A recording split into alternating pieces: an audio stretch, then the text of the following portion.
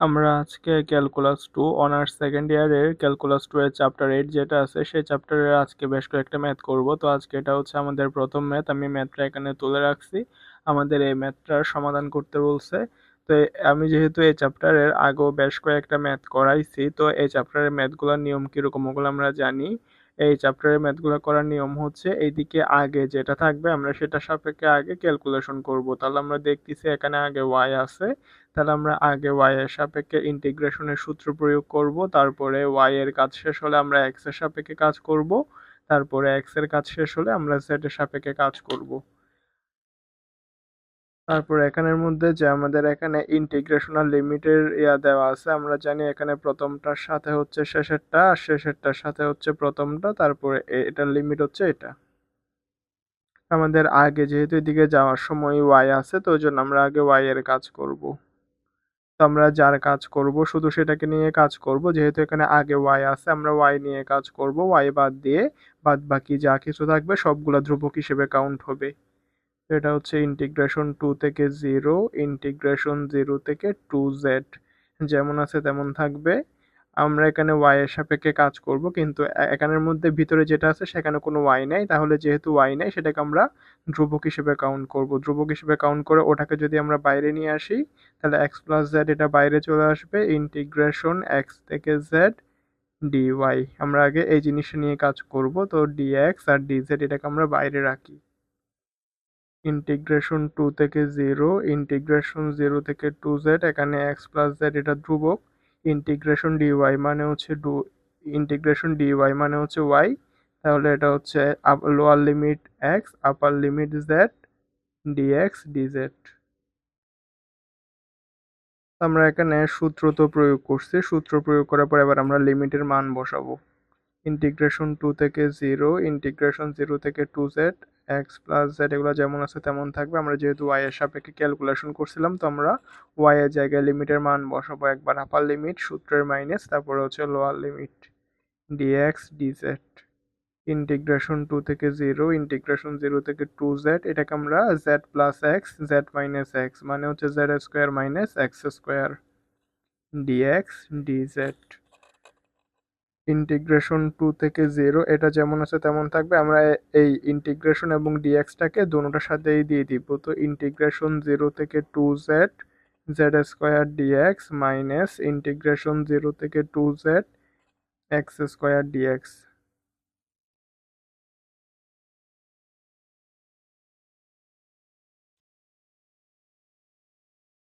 Integration 2 থেকে 0 আমরা এখানে x এর সাপেক্ষে কাজ করব, তো আমরা বলছিলাম যে আমরা যেটা সাপেক্ষে কাজ করব শুধু সেটা সাপেক্ষে কাজ করব, আর সেটা বাদ দিয়ে বাদ বাকি সব কিছু ধ্রুবক। তো এখানে ইন্টিগ্রেশন dx, হ্যাঁ আমরা এখানে x এর সাপেক্ষে কাজ করব, কিন্তু z স্কোয়ার এটা হচ্ছে ধ্রুবক, তো এটা বাইরে চলে আসবে। ইন্টিগ্রেশন dx মানে হচ্ছে x, lower limit 0 upper limit হচ্ছে 2z, হ্যাঁ integration x to the power n dx এর সূত্র হচ্ছে x to the power n plus 1 by n plus 1, lower limit 0 upper limit হচ্ছে 2z।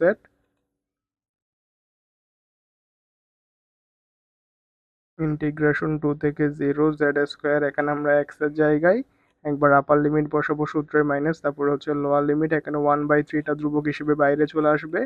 এক্স কিউবের জায়গায় একবার আমরা আপার লিমিট বসাবো সূত্রের মাইনাস, তারপরে হচ্ছে লোয়ার লিমিট বসাবো।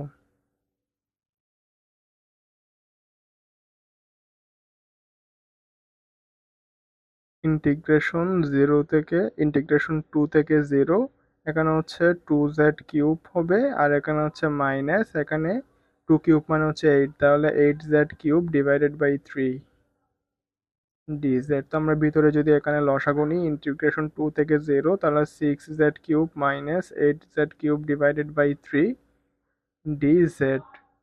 তাহলে এখানে আসতেছে মাইনাস টু জেড কিউব, তো এখানে -2/3 এটা ধ্রুবক, এটা বাইরে চলে আসবে। ইন্টিগ্রেশন 2 থেকে 0 শুধু জেড কিউব থাকবে। আমরা এখানে যদি integration x to the power n dx এর সূত্র প্রয়োগ করি, x to the power n plus 1 by n plus 1, lower limit হচ্ছে 2 আপার লিমিট হচ্ছে 0, এটা হচ্ছে -2/3, এখানে হচ্ছে 3 একে যোগ করলে 4, তো 1/4টা ধ্রুবক এটা বাইরে চলে আসবে। z two the power 4, lower limit হচ্ছে 2 আপার লিমিট হচ্ছে 0, তাহলে এখানে আসতেছে -2/12, আমরা z এর জায়গায় একবার আপার লিমিট বসাবো, সূত্রের মাইনাস লোয়ার লিমিট, তো 2 টু দি পাওয়ার 4 মানে হচ্ছে 16, মাইনাস মাইনাস হচ্ছে প্লাস, তো 16 দুগুণা 32, 32/12। হ্যাঁ, আমরা যদি 4 দিয়ে ভাগ করি, 4 আটা 32 আর 3 4 12, তাহলে আমাদের ম্যাথের অ্যান্সার হচ্ছে কত, 8/3।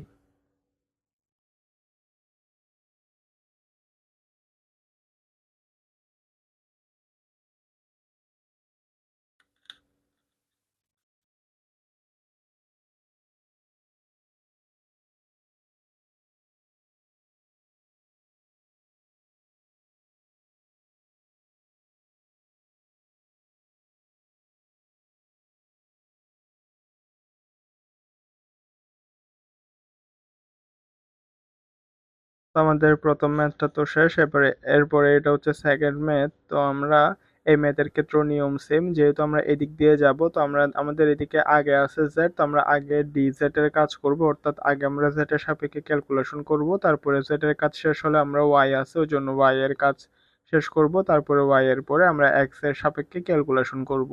তো এখানে যখন আমরা জেড নিয়ে কাজ করব তখন এক্স আর ওয়াই ধ্রুবক, তারপরে যখন আমরা ওয়াই নিয়ে কাজ করব তখন ওয়াই বাদ দিয়ে বাদ বাকিগুলো ধ্রুবক, আর যখন আমরা এক্স নিয়ে কাজ করব তখন এক্স বাদ দিয়ে বাকিগুলো ধ্রুবক হিসেবে কাউন্ট হবে। ইন্টিগ্রেশন 1 থেকে 3, ইন্টিগ্রেশন 1/x থেকে 1, এটা যেমন আছে তেমন থাকবে। আমাদের এখানে যেহেতু আগে জেড আছে, তো জন্য আমরা জেড নিয়ে কাজ করব, তো জেড নিয়ে কাজ করলে এক্স আর ওয়াই ধ্রুবক, এটা বাইরে চলে আসবে। ইন্টিগ্রেশন 0 থেকে √xy জেড ডিজেড, তারপরে হচ্ছে ডিওয়াই ডিএক্স। আমরা এখানের মধ্যে এই জিনিসটাকে বোঝার সুবিধার্থে যেটা নিয়ে কাজ করব সেটাকে এখানে ব্র্যাকেটের ভিতরে রাখি।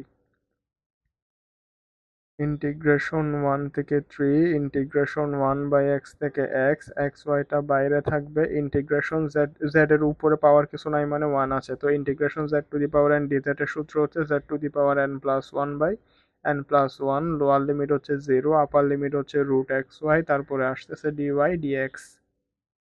ইন্টিগ্রেশন 1 থেকে 3, ইন্টিগ্রেশন 1/x থেকে 1, তো এখানে xy/2 যেটা আছে ওটা ধ্রুবক, এটা বাইরে চলে আসবে xy/2। আর এখানে যেটা জেড স্কোয়ার আছে, জেড এর জায়গায় আমরা একবার আপার লিমিট তারপর সূত্রের মাইনাস তারপরে লোয়ার লিমিট বসালে আমরা এখান থেকে পাবো xy। তো এখানে xy আর xy গুণ করলে x² y², ইন্টিগ্রেশন 1 থেকে 3, ইন্টিগ্রেশন 1/x থেকে 1, xy আর xy গুণ করলে x² y²/2 dy dx। তো আমাদের এখানের মধ্যে dy আছে, তার মানে আমরা আগে y এর কাজ করব, তো y এর কাজ যখন করব তখন y বাদ দিয়ে বাদ বাকিগুলো ধ্রুবক হিসেবে কাউন্ট হবে। ইন্টিগ্রেশন 1 থেকে 3, তো এখানে y এর কাজ যখন করব y বাদ দিয়ে বাকিগুলো ধ্রুবক হিসেবে কাউন্ট হবে, তো x²/2 এটা ধ্রুবক, ওই জন্য এটা বাইরে চলে আসলে ইন্টিগ্রেশন 1/x থেকে 1 y² dy, আর এখানে আছে dx। ইন্টিগ্রেশন 1 থেকে 3, x²/2, ইন্টিগ্রেশন y⁴n dy, এর সূত্র হচ্ছে y⁴n+1/n+1, এখানে লোয়ার লিমিট হচ্ছে 1/x, আপার লিমিট হচ্ছে 1 dx।